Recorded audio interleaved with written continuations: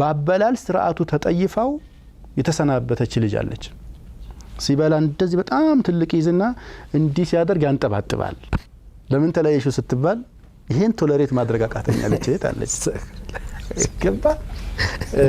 ጥርሳችንን በተለያየ ነገር ምናበላሽ ሰዎች አለን በሲጃራው በጫቱ በሺሻው ላይላ አኺሪ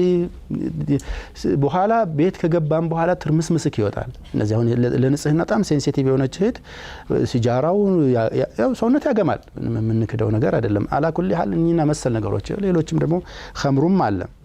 ከመመስረቱ በፊት አላሁም ቢያንስ ውይይት ይደረግበት ኦኬ ንጽህና ላይ ያለ አቋም ካልሲ ይሁን ረሱል ሰለላሁ ዐለይሂ ወሰለም የለም እንደ ብዙ ዝርዝሮች ከተተከኝ መሰለኝ የካልሲ የብብት የመሳሰሉት የአፍ ሽታዎች ሰውን ይበጠብጣሉ ሐቂቃን ንጽህና ሴንሲቲቭ የሆኑ ሰዎች እነዚህ ይሄ ጉዳያቸው የሆነ ሰው ያስቡበት ገባ አንተ ሳትታጠብ ምግብ ስትበላ ካዩ አንዳንድ ሰዎች ምግቡን መብላት ያቆማሉ ከሴንሲቲቪቲያቸው በዛት ማለት ነው ስለዚህ እነዚህ ሰዎች ንጽህና ለነሱ ቀዳሚ ነገር ነው ጉዳያቸው ከሆነ ይሄን ወይ መጀመሪያ ከመግባታቸው በፊት ፊክስ ማድረግ ይሄ ማለት ደራደርበት ፖይንት ነው ዝርክርክ ቤት ሚሸት ቤት ምናምን አልወድም ከውጪ ስመጣ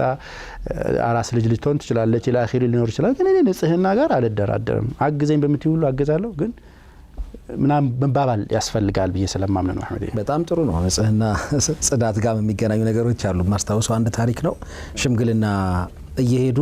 ግቢ ውስጥ ሲገቡ ግቢ ሆነ በቃ በጣም ተተረማምሷል እዚህ ጋር የሆነ ፕላስቲክ ጠርሙስ ወድቋል እዛ ጋር የተደፋ የሆነ ክዳን አለ መሰል ነገሮች ነበውና ኢሚዲየትሊ ነው ውሳኔያቸውን የቀየሩት ከዚህ ቤት ውስጥ ሰው አንወስድም የሚል ማለት ነው ሰው ንጽህና እንዳልከው ሴንሲቲቭ የሆኑ ሰዎች የማይታገሱት ነገር ነው ጥሩ ወደ ቀጣይ ነጥቦች እንሂድና የታዳሚዎችን ሐሳብ እናደምጣለን